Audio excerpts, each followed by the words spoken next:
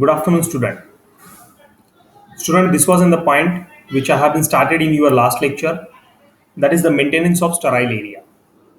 या पॉइंटला सुरू केलं होतं आपण मागच्या लेक्चरला आणि मागच्या लेक्चरला आपला पहिला मेजरही कंप्लीट झालेला होता. I explained you in the last lecture that basically there are the various measures. Basically, there are various measures which we have to be adopted in order to maintain the environment of sterile area.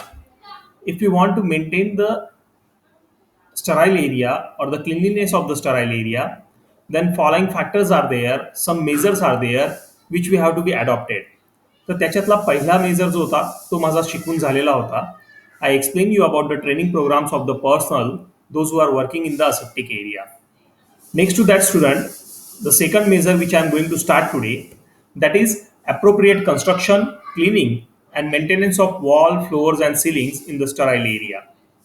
Student, try to understand, in order to maintain the sterility of the sterile area, in order to maintain the high level of cleanliness in the sterile area, it becomes very essential that we should carry out the appropriate construction, cleaning and the maintenance of wall, floors and the ceilings in the sterile area. So this was the point, student, which I am going to explain you now. याच्यात पहिल्या पॉइंटकडे लक्ष असू द्या. First point I am going to explain in this particular measure for the maintenance of cleanliness in the sterile area. For the maintenance of cleanliness in the sterile area. Okay. So the first point, this one. Ceiling, wall and the floor should be constructed of the material which is easy to clean and which is non-porous in the nature. Wall, floor and ceilingचं construction अशा मटेरियलने करायचं आहे which is easy to clean and which is non-porous in the nature. Second point. However, porosity in the wall and the floor will lead to the accumulation of the debris, dust, dirt and the moisture. जर का वॉलमध्ये, सिलिंगमध्ये किंवा flooring सरफेसमध्ये जर cracks असतील, porosity असेल किंवा पोरस nature असेल तर त्या ठिकाणी डेब्री आणि मॉइश्चर जाऊन ॲक्युमुलेट होतील आणि ultimately it will affect the quality of the product. Okay. Third point. Surface of the wall and the floor should be remain unaffected to the damage which is caused by the cleaning agents such as detergents. We should construct the wall, floor and the ceiling with such a material that it should not go under the damage when we are cleaning it with the help of detergent. जेव्हा आपण डिटर्जंटने किंवा एखाद्या cleaning एजंटने wall surface, ceiling surface किंवा flooring सरफेसला clean करणार आहोत तर त्यावेळेस त्यांचं डिग्रेडेशन नको व्हायला किंवा त्या सरफेसवर कुठल्याही प्रकारचं डॅमेज नको व्हायला याची आपल्याला काळजी घ्यायची आहे. आणि म्हणूनच अशा मटेरियलने आपल्याला वॉल, सिलिंग आणि फ्लोअर कन्स्ट्रक्ट करायचं आहे that it should not be get affected easily by the cleaning agents such as the detergents. Okay. Moving on toward the next slide, student.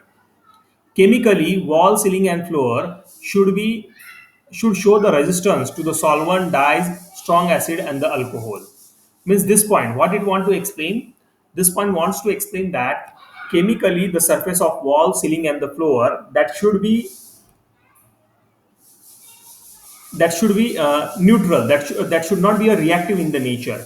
That the surface of wall, ceiling and the floor should not show any kind of the chemical reaction with the solvents, with the acids, with the alkalis or the different types of the dyes which we are going to use in our manufacturing process.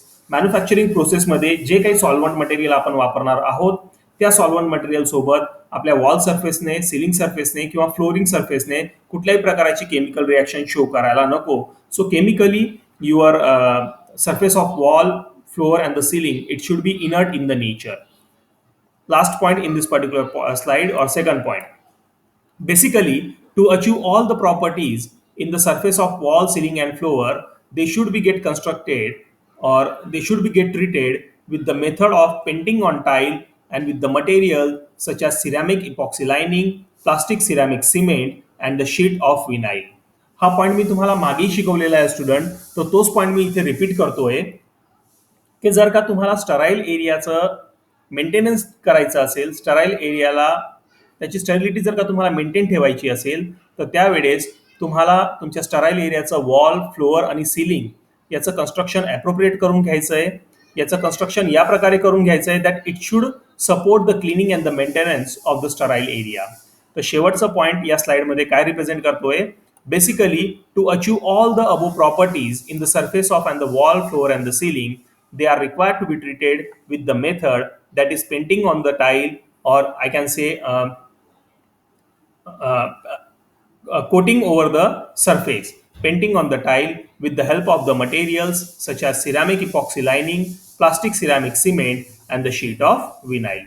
So, student, this is about the second measure, that in order to maintain the cleanliness, in order to maintain the sterility of the sterile area, we have to construct our sterile area with the appropriate material. We have to construct the wall, floor, and the ceiling of the sterile area with an appropriate material and with an appropriate method. Understand? Now the third measure. Third measure, in order to maintain the cleanliness of sterile area. Sterile एरियाचे cleanliness जर का तुम्हाला maintain करून ठेवायची असेल तर त्यासाठी तिसरा मेजर कुठला आहे? Control of traffic and control of personal flow. Definitely student. However, as I told you, sterile area is the area which is having a very high level of and the cleanliness, where it is very essential to maintain the high level of cleanliness. In order to maintain the high level of the cleanliness in the sterile area, it becomes necessary that we have to control the population, those who are working in the sterile area. We have to control the traffic in the sterile area. Traffic control करणे म्हणजे काय होतं इथे? Basically, we have to control the number of population, or we have to control the population in the working sterile area. So it is clearly mentioned that if higher will be the population, then higher will be the chances of contamination. जेवढे जास्त लोक sterile एरियामध्ये थांबतील तेवढं जास्त chances होतील कंटामिनेशनचे, किंवा तेवढं जास्त चान्सेस वाढून जातील तुमच्या स्टराईल एरियाची स्टेरिलिटी मेंटेन करायला त्रास होईल तुम्हाला. लक्षात घ्या, जर का जास्त लोक स्टराईल एरियामध्ये काम करत असतील then definitely the sterility of the sterile area will be get break. So it become necessary that we have to control the traffic. आता एक एक पॉईंट लक्षात घ्या या तिसऱ्या मेजरमध्ये. It is one of the most important factor required to consider in order to avoid contamination. Definitely. Control of traffic, it is one of the most important factor which we have to, which we have to consider in order to avoid the contamination in sterile area. Second point, discontinuous and crowded flow pattern will create a lots of problem for the efficient working. If the flow of the person in the sterile area is a discontinuous and the flow is very crowded in the nature, then definitely it will create a problem for the efficient working. Third point, thus in aseptic area, or I can say in a sterile area, both material and personal flow should be in a one direction. Now this is the important point which you have to understand. Sterile एरियामध्ये माणसांचा flow किंवा मटेरियलचा flow हा unidirectional पाहिजे, म्हणजे एकाच वेने माणसांचा flow आणि मटेरियलचा फ्लो पाहिजे. जर का तो रॅन्डम फ्लो असेल तर त्याच्यामुळे कंटामिनेशन होण्याचे चान्सेस वाढून जातील. Okay.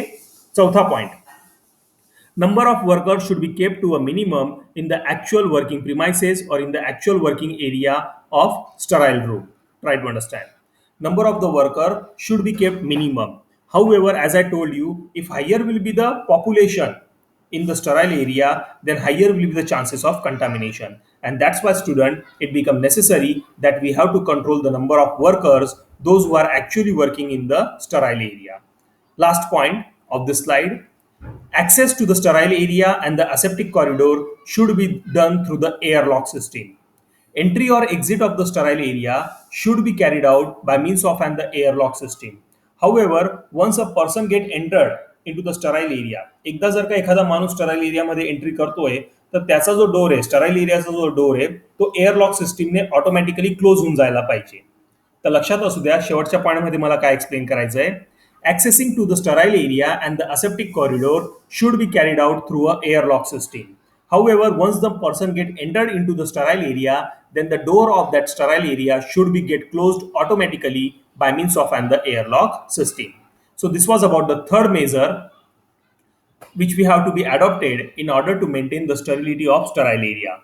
One more point is there in concern of this control of traffic. अजून एक point आहे. Once the person enter in the area, then they should not be allowed to move in and out of the area without regowning. आणि एकदा जर का एखादा माणूस sterile एरियामध्ये आला, स्टराईल एरियामध्ये जर का त्याने एंट्री करून घेतली, तर त्याला परत बाहेर जायला परवानगी नको. आणि जर का तो बाहेर जात असेल तर त्याने परत नवीन गाउनिंग करून रिगाउनिंग करून परत मध्ये यायचं आहे.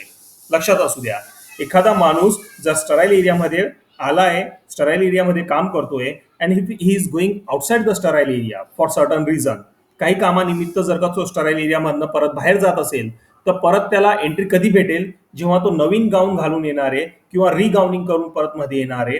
At that time only we can allow him to enter in to the sterile area.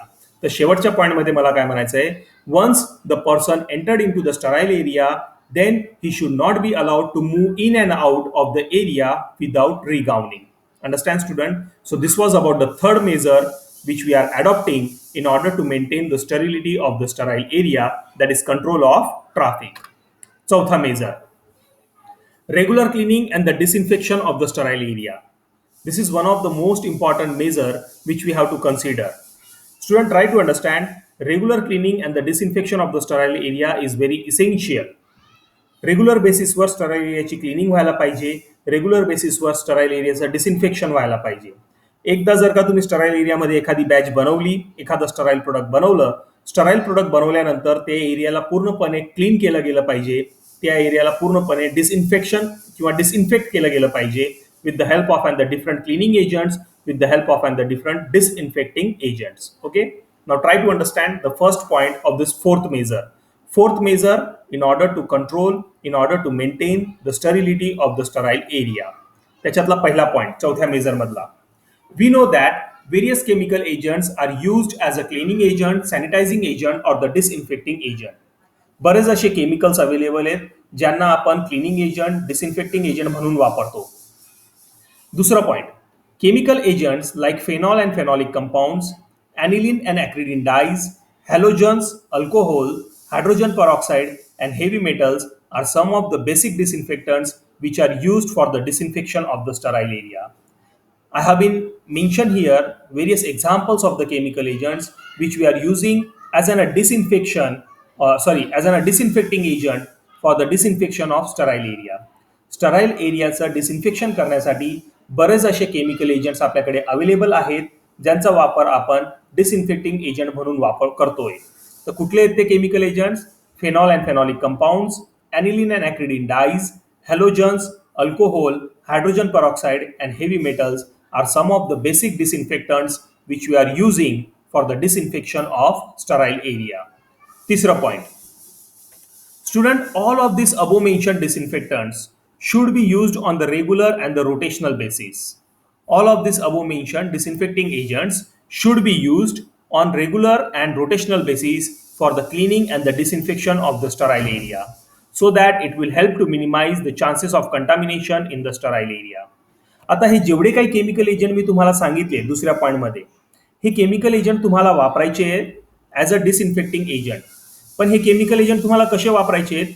You have to make a use of this chemical agent on the rotational basis. Rotational basis याचा अर्थ काय होतोय? जर का समजा सोमवारी तुम्ही डेटॉलने disinfection करत असाल तर मंगळवारी तुम्हाला अल्कोहोल वापरायचं आहे, बुधवारी तुम्हाला फेनॉलिक कंपाऊंड वापरायचं आहे, गुरुवारी तुम्हाला हायड्रोजन परऑक्साईड वापरायचं आहे, शुक्रवारी तुम्हाला हॅलोजन मटेरियल वापरायचे आहेत. म्हणजे आपण हे सर्व डिसइन्फेक्टंट एजंट वापरतोय, पण कसे वापरतोय? रोटेशनल बेसिसवर. म्हणजे जर का सोमवारी तुम्ही डेटॉलने डिसइन्फेक्शन केलंय तर डेटॉलचं डिसइन्फेक्शन आता परत पुढच्या सोमवारी करायचंय. रेग्युलर बेसिसवर किंवा पूर्ण 7 दिवसापर्यंत तुम्ही डेटॉल वापरू नका ॲज अ डिसइन्फेक्टिंग एजंट. तुमच्या लक्षात येतंय का? What I want to explain, we are using this chemical agent on the rotational basis. Rotational बेसिसवर आपण या डिसइन्फेक्टिंग एजंटचा वापर करून घेतोय. लक्षात असू द्या, जर का सोमवारी तुम्ही स्टराईल एरियाचं डिसइन्फेक्शन डेटॉलने केलं असेल तर परत पुढच्या सोमवारी तुम्हाला डेटॉल वापरायचं आहे for the process of disinfection.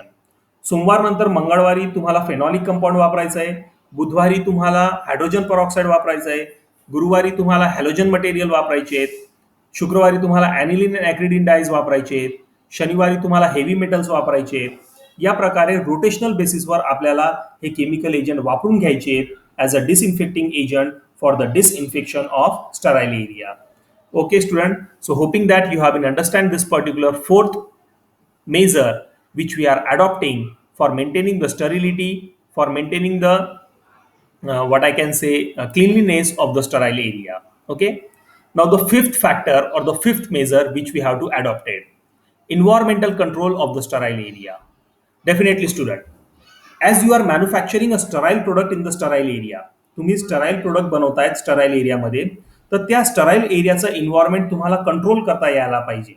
त्या स्टराईल एरियाचं टेम्परेचर, त्या स्टराईल एरियाचं ह्युमिडिटी तुम्हाला कंट्रोल करता यायला पाहिजे.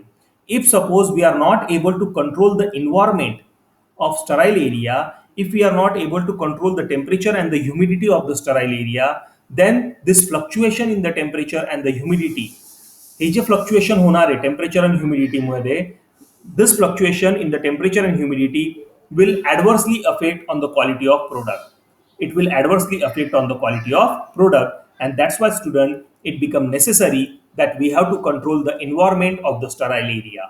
So how one can able to control the environment of sterile area? आपण स्टराईल एरियाचं इन्व्हायरमेंट कसं कंट्रोल करू त्याबद्दल मी इथे तुम्हाला या स्लाइडमध्ये सांगणार आहे. ओके, पहिलं point, first one, it is a major concern for controlling the population of micro organism in the sterile area. Student, sterile एरियामध्ये आपल्याला सर्वात आधी काय कंट्रोल करून घ्यायचं आहे? We have to control the population of micro organism. Micro ऑर्गॅनिझमचं population आपल्याला कंट्रोल करायचं आहे. Okay, various evidence are available which gives an idea that there is a direct relationship in between the environmental control and the quality of a final product. असे बरेच proof available आहेत, बरेच असे evidence available आहेत जे हे represent करतायत that there is a direct relationship in between the environmental control and the quality of your final product. If you are not able to control the environment of sterile area, जर का तुम्ही sterile एरियाचं environment control करू शकले नाही तर definitely that environment will hamper the quality of product. It will adversely affect the quality of product, and that's why it become necessary that we have to control the quality. We have to control the environment of sterile area. Okay, third point. Thus, if we are able to manage the desirable environment in the working area, then it gives a high quality of product. आणि जर का आपण environment control करू शकलो तर definitely आपण आपल्या प्रोडक्टची क्वालिटी किंवा चांगल्या क्वालिटीचं प्रोडक्ट आपल्याला तयार करता येईल. आणि आता हे इन्व्हायरमेंटल कंट्रोल करण्यासाठी, स्टराईल एरियाचं इन्व्हायरमेंट कंट्रोल करण्यासाठी आपल्याला बऱ्याच वेगवेगळ्या प्रकारची फॅसिलिटीची गरज भासेल. आणि त्या फॅसिलिटी कुठल्या? चौथ्या पॉईंटकडे लक्ष असू द्या, this one. In general the ideal environmental control system for the sterile area is composed of the following facility. जर का तुम्हाला स्टराईल एरियाचं इन्व्हायरमेंट कंट्रोल करायचं असेल तर तुम्हाला वेगवेगळ्या प्रकारच्या फॅसिलिटीची गरज भासेल. आणि त्या फॅसिलिटीज कुठल्या आहेत? HVAC system, heat ventilation and air conditioning system, HEPA filter, high efficiency particulate air filter, clean rooms of the different classes, laminar airflow system, personal contamination control system, environment control system, and environment monitoring system. Student, these are the various types of and the facilities, these are the various types of and the systems which are very essential in order to control the environment, in order to control the environment of the sterile area. मी परत एकदा तुम्हाला सांगतोय की जर का आपण sterile एरियाचा environment control करू शकलो नाही तर डेफिनेटली आपल्याला चांगल्या क्वालिटीचा प्रोडक्ट भेटणार नाही. आणि म्हणूनच आपल्याला स्टराईल एरियाचं इन्व्हायरमेंट कंट्रोल करावं लागेल. आणि ते इन्व्हायरमेंट कंट्रोल करण्यासाठी आपल्याला वेगवेगळ्या प्रकारच्या फॅसिलिटीची गरज भासेल. आणि all this facilities are mention here. That is the HVAC system, HEPA system, clean room, okay, of the different classes. Then what I can say, laminar airflow system, personal contamination control system, and environment control system, environment monitoring system. So these are the various systems which are very essential in order to control the environment of sterile area. Okay, so student, these are the 5 measures which are very essential to be adopted, which are very essential to be adopted in order to control the environment, in order to maintain the cleanliness, in order to maintain the sterility of a sterile area. Okay, student. So this was the next point which I have been completed from your syllabus, that is maintenance of sterile area. Okay. Now I am going to start with a new point from our syllabus of the unit 2, that is contamination control. सर्व तेच point आहे. Environment control करणे, contamination control करणे, working प्रिमायसेसचं maintenance करणे, working प्रिमायसेसचं sanitation करणे. तर तेच theory याच्यात परत रिपीट होते. आता पुढचा पॉईंट कुठला आहे? Contamination control. म्हणजे आता आपल्याला काय शिकायचं आहे? We have to study about the measures. We have to study about the measures which are essential for controlling the contamination in our pharmaceutical factory, for controlling the contamination in the manufacturing area, for controlling the contamination in the actual working area. Okay, तर आता या स्लाइडकडे लक्ष असू द्या and try to understand this particular point. Contamination control. Following are the some measures which are required to be adopted for contamination control. If you want to control the contamination in the working area, if you want to control the contamination in the manufacturing area, then following are the various measures which we have to adopted. Totally 11 measures are there which we have to adopted. First one,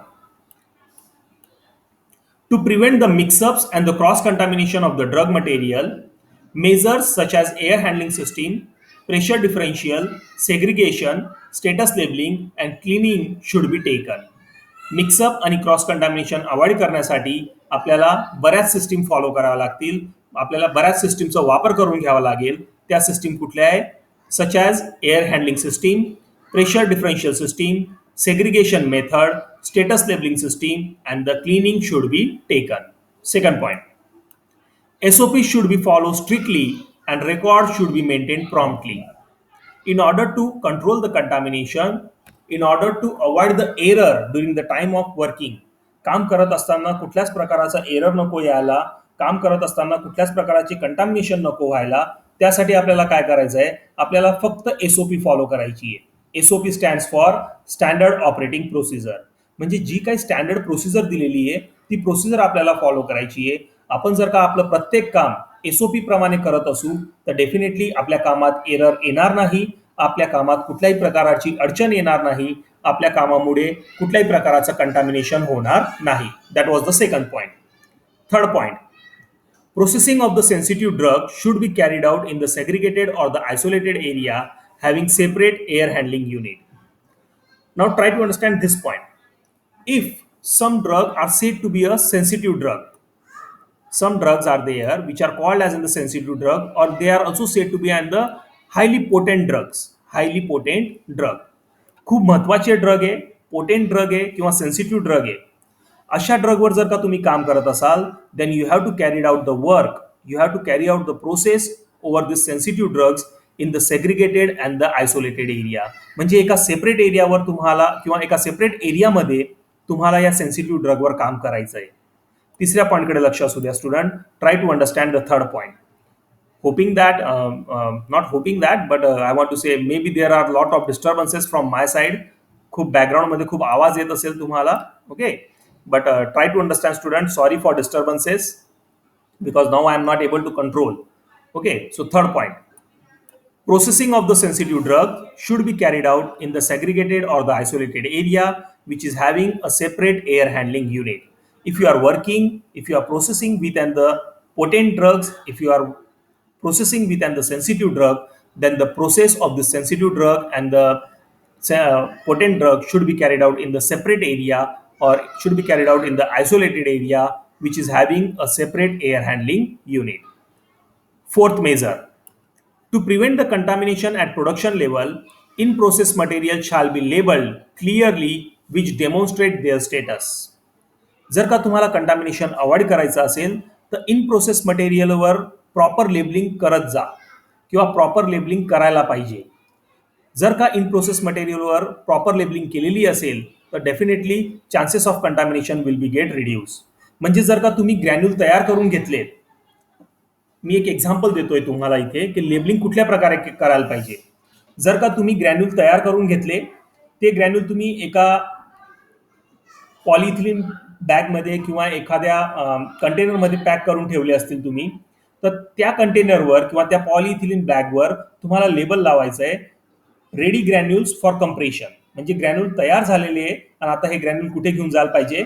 compression मशीनवर for tablet compression. म्हणजे या प्रकारचं जर का label असेल तर तुम्हाला confusion होणार नाही. लक्षात असू द्या. चौथ्या पॉईंटमध्ये काय म्हटलंय? To prevent the contamination at production level, in process material should be labeled clearly which demonstrate their status. त्या पर्टिक्युलर मटेरियलचं इन प्रोसेस मटेरियलचं स्टेटस काय आहे हे तुम्हाला त्या लेबलवर मेन्शन करायचं आहे. मी तुम्हाला एक्झाम्पल दिलं.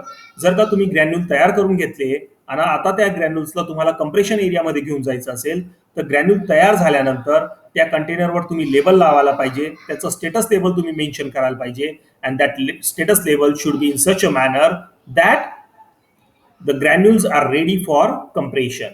Okay, this was the fourth point. Fifth point, all equipment shall be labeled with their status. All the equipment वर सुद्धा तुम्हाला लेबल लावायचं आहे आणि त्याचं स्टेटस काय आहे ते स्टेटस तुम्हाला मेन्शन करायचं आहे. Understand student? Point number 6, packaging line shall be adequately segregated. जेवढ्याही पॅकिंग लाईन असतील तुमच्या फार्मा इंडस्ट्रीमध्ये त्या सर्व पॅकिंग लाईन एकमेकापासून सेपरेट झालेल्या पाहिजे. हाऊएव्हर तुम्ही एका पॅकिंग लाईनवर जर पॅरासिटामॉल पॅक करतायत, दुसऱ्या पॅकिंग लाईनवर जर का तुम्ही निमुसुलाइड पॅक करतायत, तर दोघं पॅरासिटामॉलची जी पॅकिंग लाईन आहे ती आणि निमुसुलाइडची जी पॅकिंग लाईन आहे ती, ते दोघं एकमेकापासून सेपरेट झालेल्या पाहिजे. त्या दोघांमध्ये काहीतरी एक बॅरियर तुम्ही तयार करायला पाहिजे, जेणेकरून पॅरासिटामॉलच्या टॅबलेट निमुसुलाइडच्या लाईनवर येणार नाही, निमुसुलाइडच्या टॅबलेट पॅरासिटामॉलच्या लाईनवर जाणार नाही. तर या 6व्या पॉईंटमध्ये मला काय समजून द्यायचं आहे तुम्हाला, packaging line should be adequately separated, should be adequately segregated. Means if you are packing the two different products at the two different packaging lines, then both of that packaging lines should be get differentiated from one another. They should be get separated from one another in order to avoid the cross contamination, in order to avoid the mix up. Okay student, point number 7, before startup of the new packaging process, all the material of the previously packed material shall be removed and cleaned from the packaging line. Definitely 7वा जो point आहे तुम्हाला वाचण्यावरच समजून गेला असेल की जर का एखाद्या पॅकेजिंग लाईनवर तुम्ही एखादी बॅच घेतायत पॅकेजिंगसाठी, तर प्रिव्हियसली जी बॅच पॅक झाली असेल त्याचं सर्व पॅकेजिंग मटेरियल त्या लाईनवरनं क्लीन केलं गेलं पाहिजे. फॉर एक्झाम्पल, सकाळच्या शिफ्टमध्ये जर का तुम्ही पॅकेजिंग लाईन नंबर 1वर, मी एक्झाम्पल देतोय, एक्झाम्पल समजून घेण्याचा प्रयत्न करा. सकाळच्या शिफ्टमध्ये पॅकेजिंग लाईन नंबर 1वर जर का तुम्ही पॅरासिटामॉलची बॅच पॅक केली असेल आणि दुपारून त्याच लाईनवर जर का तुम्हाला निमुसुलाइडची बॅच पॅक करायची असेल, सकाळी कुठली बॅच पॅक केली आपण? पॅरासिटामॉलची. दुपारून आपल्याला त्याच लाईनवर जर का समजून घ्या निमुसुलाइडची बॅच पॅक करायची असेल, तर सकाळी जी पॅरासिटामॉलची बॅच पॅक झाली आहे ना, त्या paracetamol batch packing material, paracetamol बॅचचा जो पॅकिंग मटेरियल असेल तो पूर्णपणे तिथून काढून घ्यायला पाहिजे. त्या पॅकिंग लाईनला पूर्णपणे क्लीन केलं गेलं पाहिजे, जेणेकरून मिक्सअप होणार नाही, कंटामिनेशन होणार नाही. तर 7वा पॉईंट लक्षात घ्या, before startup of the new packaging process, all the material of the previously packed materials, all the materials of previously packed batch shall be get removed and cleaned from the packaging line. Point number 8, stereos, embossing and printing matter shall be get checked and examined regularly. Stereos, embossing and printing matter shall be get checked and examined regularly. Packaging मटेरियलवर जे आपण stereo लावतोय म्हणजे काय? Stamp लावले जातात.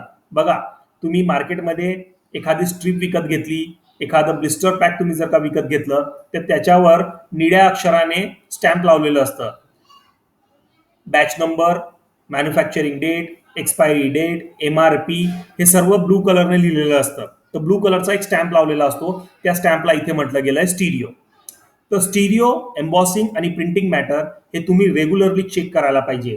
जेव्हा एखादी बॅच जर पॅकिंग लाईनवर पॅक होत असेल, then it become necessary that we have to evaluate, we have to check the stereo, embossing and the printing matter over the packaging material.